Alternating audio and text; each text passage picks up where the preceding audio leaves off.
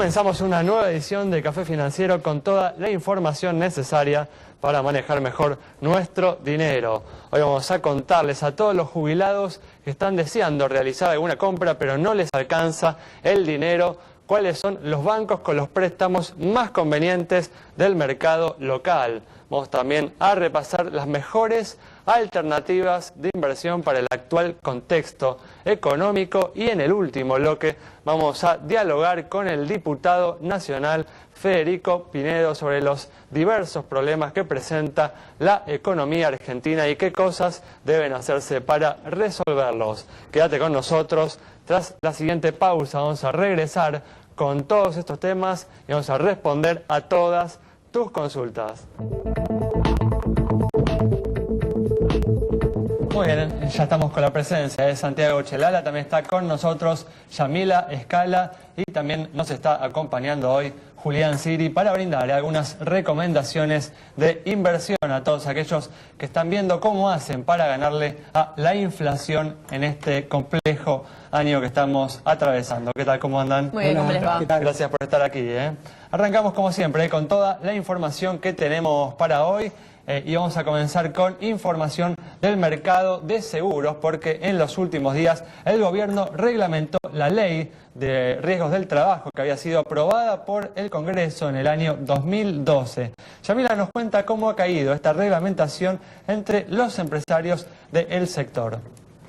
Algo por demás esperado, estamos hablando de la ley 26.773 publicada en el boletín oficial finalmente, luego de tantas idas y venidas y sin lugar a dudas el 2014 un año de completa evaluación. ¿Por qué?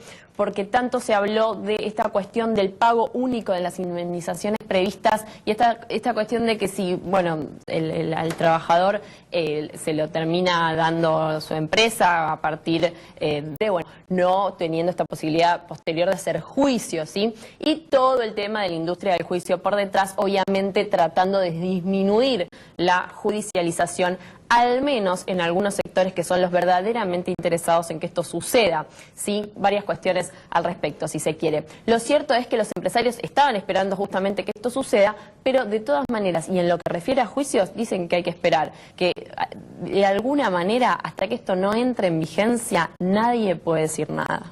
Muy bien, iremos viendo a ver entonces cómo impacta finalmente esta reglamentación de la ley. Vamos a seguir ahora con información para todos aquellos jubilados que están deseando no realizar alguna compra, pero no les alcanza el dinero. ¿Cuáles son los bancos con los préstamos más convenientes del mercado argentino?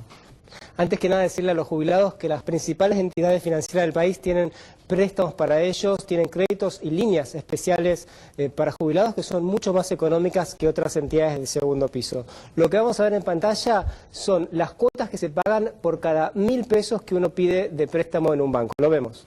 Fíjense, la tarjeta Argenta es la cuota más barata, 96 pesos por cada 1.000, siempre a 12 meses. Ciudad 98, Banco Provincia 99, Credicop a tasa fija 100 pesos por cada 1.000, Ciudad 105, Nación 106, tasa fija, Banco Macro, tasa fija también 111, el nuevo Banco de Santa Fe ya está en 112 pesos de cada 1.000, Francés 115, Santander 116 y Galicia y Banco Industrial 117 pesos cada una. Esta es la cuota por cada 1.000. Ahora los bancos también ofrecen, si uno estira el plazo, cuotas más económicas. En ese caso, por favor, lo vemos en pantalla. Ahí está, Banco Ciudad, tasa variable 33 pesos cuando uno estira el plazo, tarjeta Argenta 39, Ciudad 43, Provincia de Buenos Aires 45 pesos, también por cada 1.000, pero con un plazo que va hasta 5 años, Nación 46, Macro 49 pesos, Francés 54 pesos, Galicia tasa fija, ya estamos en 55 pesos por cada 1.000. Sigue la lista con Santander Río 59,5, Credicop 60 pesos, Nuevo Banco de Santa Fe 66 y cierra la lista nuevamente 68 pesos el Banco Industrial. Esto es muy importante tener en cuenta no solamente la cuota, sino también cuál es la tasa de interés que uno paga, que es mayor cuando uno va estirando el plazo. En este caso hay tasas de interés que llegan hasta el 90% cuando uno suma el costo financiero total, es decir, los gastos de administración incluidos. Son tasas muy, pero muy elevadas por esta política que tiene el gobierno de encarecer el crédito, así que si uno no necesita los préstamos con urgencia, quizás este sea un momento de esperar un poquito para ver si el costo del financiamiento comienza a bajar. Bueno, información muy importante entonces para los jubilados que tienen necesidades de financiamiento. Bueno, ahora vamos a brindar información a aquellos que están del otro lado, a aquellos que tienen dinero, que tienen un ahorro y que están buscando alternativas para invertir ese ahorro y ver si le pueden ganar a la inflación, que todos los meses se come una parte de aquel dinero que no invertimos adecuadamente. Así que Julián va a comenzar, como siempre hacemos, con una recomendación para aquellos inversores más conservadores y que se suelen inclinarse por las alternativas más tradicionales. Bien, para aquellos inversores tradicionales y más adversos al riesgo, creo que en este momento la mejor recomendación que se le puede hacer es algún bono soberano de corta duración. Yo tiendo a favorecer principalmente al RO15, al Boden 2015, que está venciendo en octubre del 2015, y hoy en día al tipo de cambio paralelo, digamos, o al dólar bolsa, como se lo mide, está rindiendo aproximadamente 10,5% en dólares. Es un instrumento más que interesante y también el momento coyuntural el que estamos viviendo, en donde el dólar no oficial y el dólar bolsa están planchados, me parece que lo hace todavía más atractivo, con un riesgo muy bajo, teniendo en cuenta de que el vencimiento es en aproximadamente 1 año y medio ahora, y además el hecho de que, de nuevo, si de salir a Argentina a los mercados de capitales, el perfil de este bono prácticamente lo transforma en algo sin riesgo a 1 año y medio, cuando las tasas a nivel internacional para países emergentes está en torno al 4 o 5%. Muy bien, entonces una opción interesante para tener presente. Obviamente esto se tiene que adquirir a través de una sociedad de bolsa, de un operador bursátil, ¿no? Exacto, y también hay que tener en cuenta que comprando en el mercado local se lo abona en pesos y todos los flujos van a ser en dólares, tanto los cupones que se vayan cobrando en el camino como el principal a fin del 2015, en octubre del 2015 se cobra el 100%. Por eso, si esto es exitoso, uno estaría recuperando ese dinero en dólares y con un 10% de beneficio. Exactamente. 10% anual, ¿no? Anual, beneficio. exacto. Muy bien, perfecto. Con esta información estamos cerrando este bloque. Quédate ahí. En instantes estamos de regreso.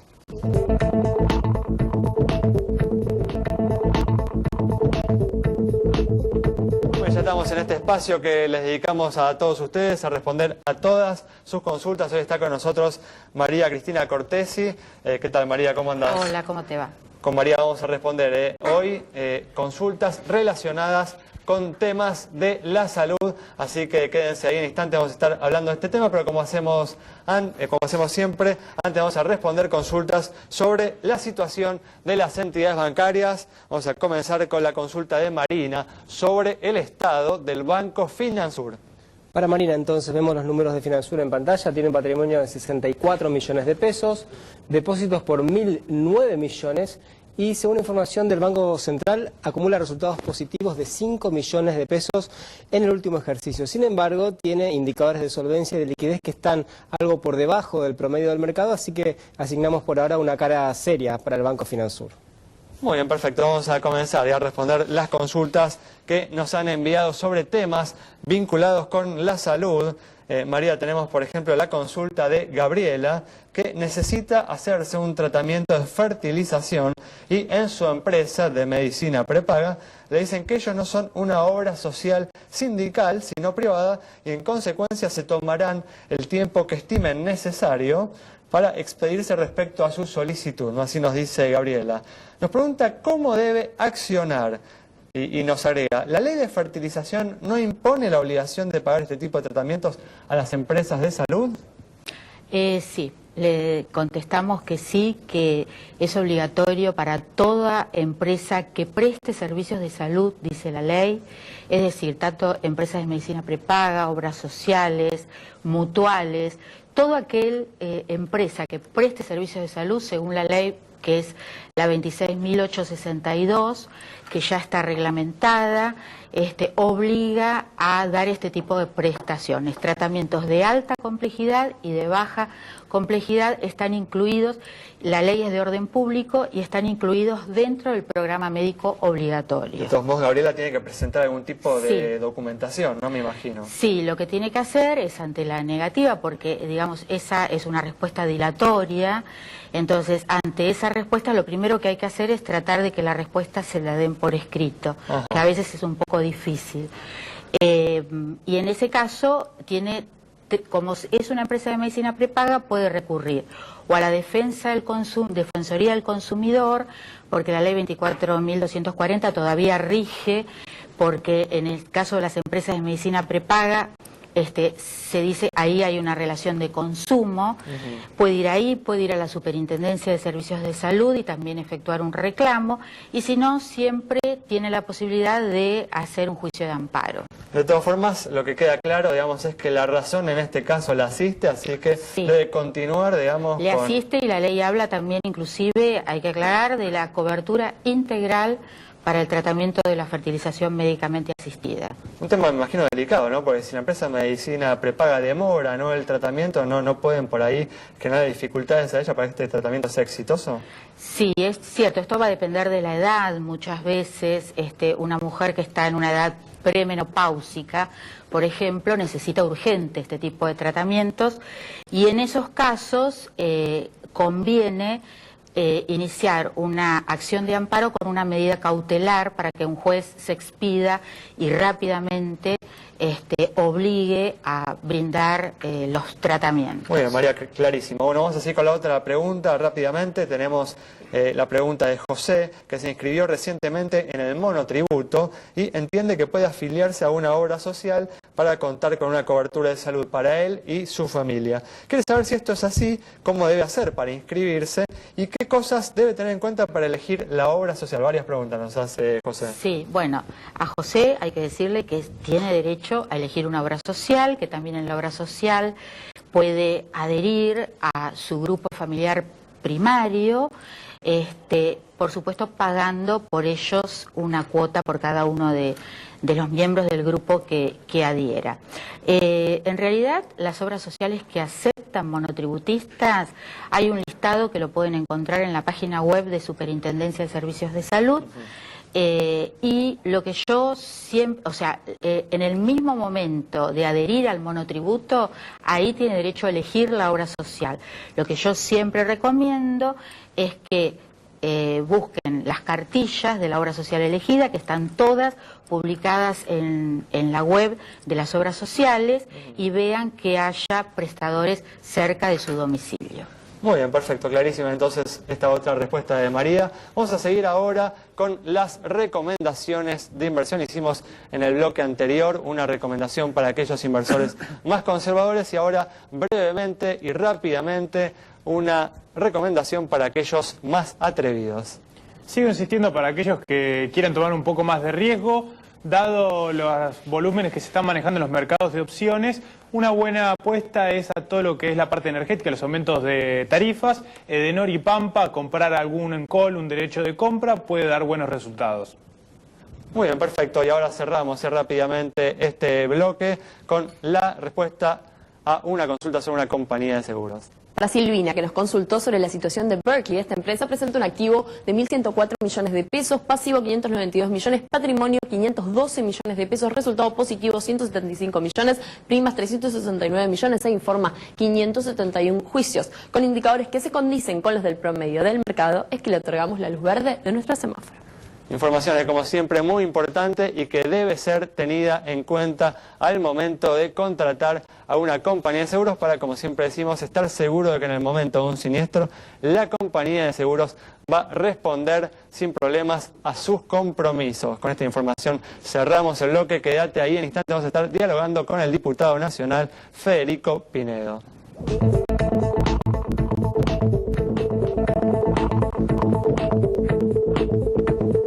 ya estamos aquí con la presencia de Federico Pinedo, diputado nacional por el PRO, para analizar los principales problemas que presenta hoy la economía argentina y qué cosas deben hacerse para comenzar a resolverlos. ¿Qué tal, Federico? ¿Cómo andás? ¿Cómo les va? Gracias por venir. Un gusto estar con ustedes. Coméntame, Federico, ¿cuáles son, en tu opinión, los principales problemas que hoy presenta, ¿no, la economía argentina? Curiosamente, yo creo que el principal problema de la economía es la política. A ver, desarrollá me parece que la Argentina no debería estar pasando por ninguna dificultad económica y está pasando por un problema de desconfianza en la política. Me parece que el gobierno de los Kirchner ha abusado mucho de su discrecionalismo, de su arbitrariedad, de pensar que se puede hacer cualquier cosa que a ellos se les ocurría con la economía. Y como decía el general, la única verdad es la realidad, así que la realidad se vengó de los que trataban de pasarle por encima con el INDEC trucho y con una serie de medidas como prohibir exportar, prohibir importar, prohibir producir, poner impuestos disparatados y demás. Y todo esto generó una situación de mucha incertidumbre, de mucha desconfianza, y entonces yo diría que el único gran problema en la Argentina en este momento es la falta de confianza de los que tienen que tomar decisiones económicas, poner una empresa, crear un nuevo puesto de trabajo. No lo hacen porque no saben qué es lo que va a pasar. Ahora la bola se hizo más grande y entonces el problema tangible más grande es la inflación, obviamente. Pero que me parece que es producto de todo esto. De todas formas, no, porque, bueno, justamente es interesante lo que estás planteando, ¿no? El tema de, en verdad, el problema por ahí visible hoy ya en día es la inflación. Pero están ligados, uno puede decir, a ver, si resolvemos el problema de la falta de confianza de los agentes económicos en la política, en la conducción económica, ¿se va a resolver el problema de la inflación o hay ya, digamos, que resolver el problema de la inflación para comenzar a recuperar la confianza de todos los agentes? Buena pregunta, pero yo creo que las dos cosas. Me parece que ya hay mucha experiencia en la Argentina de cómo se sale de una inflación. Lo que pasa es que puede salir con un costo extraordinario o puede salir con mucho menos costo, como en este momento se podría. La diferencia es la confianza, ¿no? Si la inflación es un desequilibrio entre lo que se produce y la cantidad de dinero que hay, que hace que los precios suban, cuando en realidad no es que suban los precios, sino que baja el valor de la moneda. Claro. Los billetes que tenemos cada vez valen menos, y que con los billetes que tenemos cada vez podemos comprar menos cosas. El gobierno hace toda una política de sacarle valor a los pesos que tenemos, y entonces nos parece que los precios suben. En realidad lo que baja es el valor de nuestra moneda para comprar, de nuestros salarios, ¿no? Y vos podés salir de eso aumentando la producción. Y eso es una salida no traumática, digamos, una salida positiva. Pero es difícil. Pero tenés que generar mucha confianza. Si no generas nada de confianza, el ajuste es tremendo, porque se sale ajustando para abajo en vez de para arriba. Y bueno, eso es lo que está pasando en este momento. Están aumentando las tarifas, disminuyendo los salarios, y con una inflación muy alta. Lo que no disminuye es el gasto del Estado, que es bestial, y entonces eso se lo sacan al resto de la gente, y es una salida muy dolorosa. Ahora, Federico, también es cierto que hubo un giro del gobierno, probablemente a la derecha, ¿no? Arreglando con Repsol, tratando de arreglar con el Club de París, ahora incluso bajaron los impuestos al trabajo. ¿Cómo evalúan, digamos, esos cambios? ¿Los ven positivos? ¿Podría haber algún tipo de acercamiento con la oposición en este caso? En el caso de quitar los impuestos al trabajo, sí, de disminuir los impuestos al trabajo. Eso me parece que es una buena medida. El tema es si va a ser suficiente para que haya gente que decida invertir y generar empleo o no. Si vos bajás los impuestos al trabajo y eso genera que más gente quiera generar puestos de trabajo, contratar más trabajadores, porque cuestan más baratos, porque no tienen impuestos las cargas sociales, entonces eso es virtuoso. Si vos sacás los impuestos al trabajo y nadie genera un puesto de trabajo nuevo, simplemente el Estado está perdiendo la plata que tiene que poner a los trabajadores. O sea, hay que complementar esa política con un conjunto de medidas, con un plan integral. Siempre lo mismo. Es un plan integral. Vos tenés que decir, esto que estoy haciendo es coherente, mi política de gasto es esta, mi política de emisión de moneda es esta, mi política de tipo de cambio es esta, es creíble, es sostenible en el tiempo. Vamos a bajar los impuestos de tal manera durante un periodo tal, así la gente puede tomar decisiones económicas. De manera que los agentes puedan hacer los cálculos de su rentabilidad de una manera, digamos, claro, más precisa, ¿no? Obviamente. Entonces ahí puedan asumir riesgos. Siempre en la economía el gran drama es cómo hacer para que haya más gente que asuma más riesgos, que inviertan más, que generen más empleo. Y entonces el gobierno tiene que ayudarlos a asumir más riesgos. ¿Y cómo tiene que hacerlo? Bajando el riesgo. Moreno hacía lo contrario, subía el riesgo al infinito porque nadie sabía qué es lo que iba a hacer el día siguiente. Y entonces, bueno, nos pasa lo que nos pasó. Justo recién en el corte hablábamos de tu abuelo y su origen que era socialista, ¿no? Y ahora tenemos un ministro de Economía que tiene un origen de teoría marxista y sin embargo fue a Washington a negociar con el Fondo Monetario. ¿Pensás que, como decía el general, como recordabas, se está imponiendo la realidad de alguna manera? La realidad siempre se impone. ¿Pragmatismo en el gobierno? Sí, la realidad siempre se impone. El tema es que, de verdad, en una economía que no sea una economía militar, en una economía relativamente libre, de mercado, llamémosle, vos tenés que generar confianza en la gente, porque la gente es la que moviliza la economía. Entonces, si Kicillof no genera esa confianza, se hace el ortodoxo, va al Fondo Monetario, baja los salarios, aumenta las tarifas, pero si no le creen, cada vez es más doloroso. Esto me parece que es lo que le pasa a Kicillof. Él lamentablemente es un tipo que no cree en el mercado y entonces no genera las señales para que toda la gente que opera en la economía haga actos virtuosos. Así que es un problema tener un tipo que no cree en el mercado manejando una economía de mercado. Igual crees, digamos, que las dificultades del ministro de Economía para generar confianza tienen que ver con su falta de convicción en la economía de mercado, o crees que tiene que ver también con una decisión del gobierno de no aplicar un plan integral, de no mostrar sus cartas, de no comprometerse en un programa que puede tener un costo político elevado? Yo creo que el kirchnerismo, de la misma manera que hizo política exterior con la política interior, ¿no? Entonces, si ellos querían obtener una ventaja en el conurbano, iban y le sacaban un avión a los americanos, por ejemplo. Eso tiene costos extraordinarios. O sea, al día siguiente Estados Unidos no votó nunca más un crédito a favor de la Argentina. ¿Por qué? Porque se hicieron los vivos haciendo política interna, sacándole un avión a un tipo que no se lo tenía que sacar. Fue el canciller con la tenaza, le sacaron las claves secretas de los americanos, una locura, en un avión que había sido contratado por el Estado argentino, una locura. Pero bueno, ellos hacían política así. Y con la economía hacían lo mismo. Ellos querían tener votos y entonces decían, bueno, vamos a congelar las tarifas en pesos a pesar que una inflación del 20%. Y un año, 2 años, 3 años, al final tiene un agujero así que no tienen plata para pagarlo y entonces tienen el problema que se lo pasan al pueblo el problema. Así que yo creo que ellos lo que han tenido no es que no creen en el mercado o que creen en el mercado. Ellos lo único que hacían era lo que les convenía políticamente y no se puede manejar un país así. Lo puedes manejar 10 minutos, pero no lo puedes manejar 10 años. Digamos, Federico, 30 segundos. ¿Esperás que el gobierno reencauce la economía de acá al final de su mandato? No, yo creo que el gobierno lo que aspira es a que las cosas se mantengan como están, con una inflación del 30% que es altísima. Y que el costo social que se va a tener, que creo que va a ser alto este año, se mantenga ahí y no se incremente mucho. Yo creo que están tratando de navegar hasta irse.